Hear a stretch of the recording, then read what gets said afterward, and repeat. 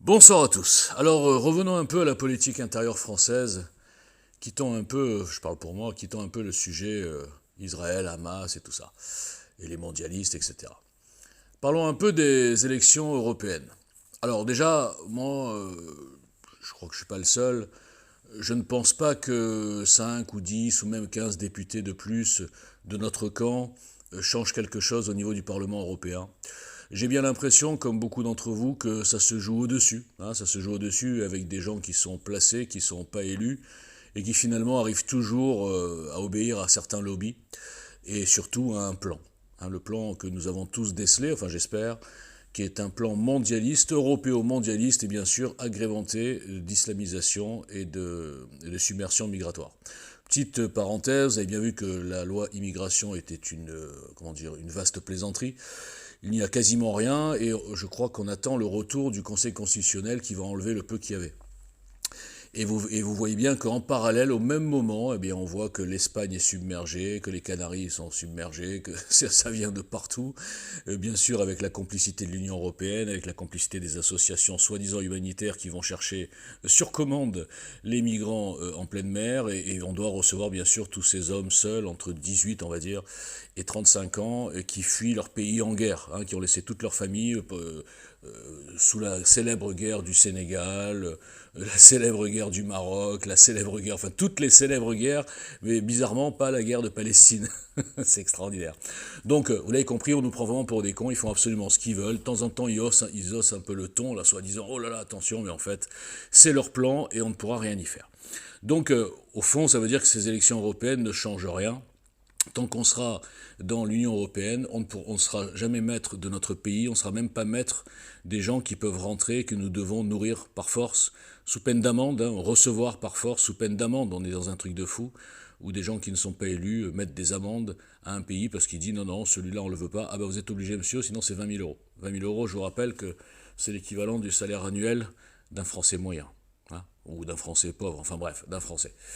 Donc on est dans un monde de fous, mais cependant, pourquoi je dis qu'il faut voter absolument Reconquête? Parce que quand je suis arrivé, alors j'ai raté complètement, j'ai échoué, il faut le dire.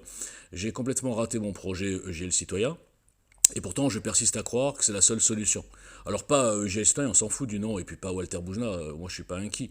Non, non, dans la méthode, dans la stratégie, dans la construction de quelque chose qui pourrait surprendre le système, je reste persuadé que ça doit passer par le fameux EGL Trombi. EGL Trombi, vous savez, c'est une association, une alliance fantasmagorique, puisque nos politiciens sont malheureusement remplis d'ego.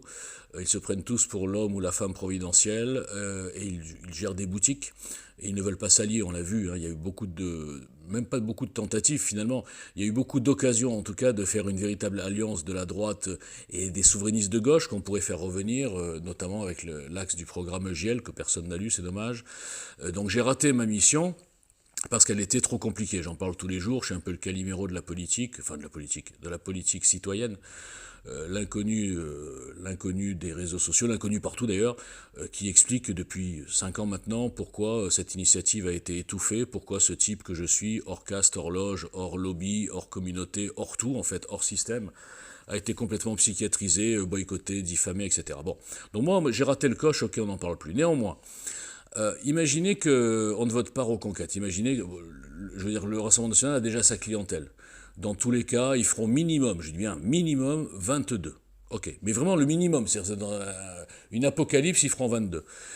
Donc d'un autre côté, il faut aider Reconquête à peser. Parce que si Reconquête ne pèse rien, et si on les laisse à 7 ou 6 ou 7 députés, là je crois que c'est des pourcentages équivalent à un député, enfin bon, c'est assez simple à calculer. Donc si on les laisse à 6 ou à 7, ils pèseront rien.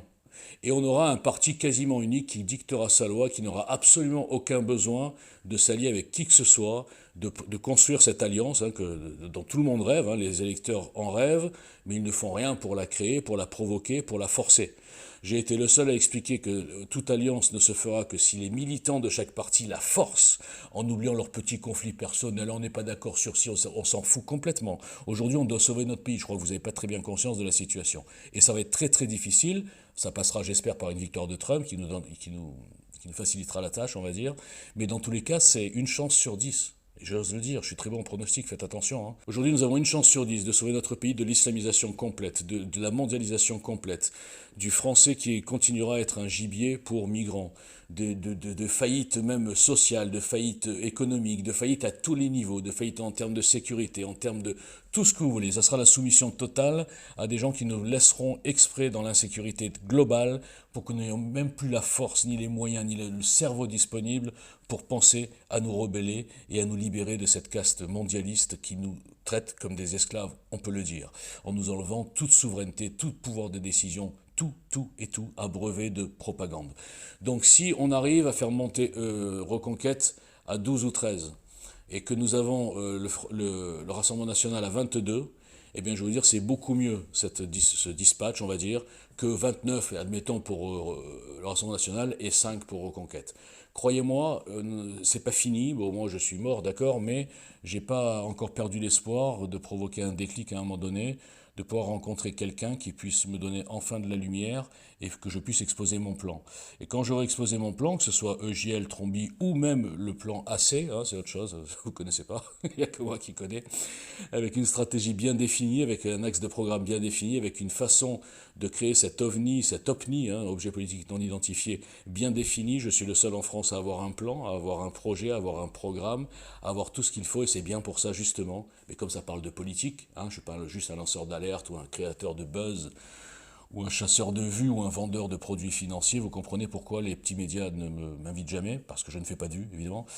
En tout cas, au début, je ne ferai pas de vues, mais ensuite, s'ils prenaient le risque de m'inviter une fois, ils comprendraient que ça serait un tsunami.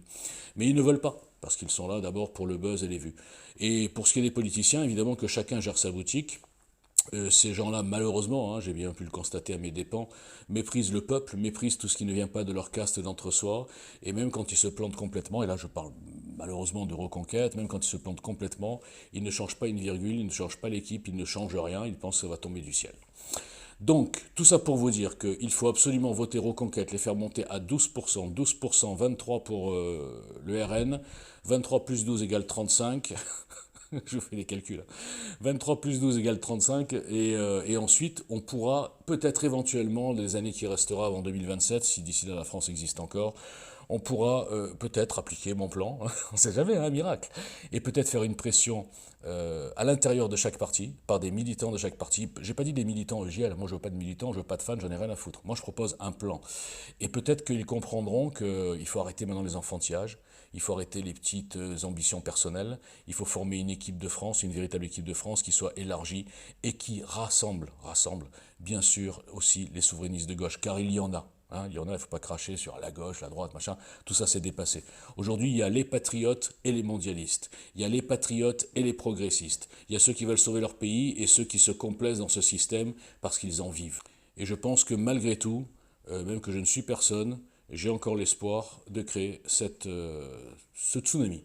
Donc si vous voulez laisser l'espoir, faites monter Reconquête au moins à la moitié de Rassemblement National. Et là, on pourra commencer à discuter. Merci.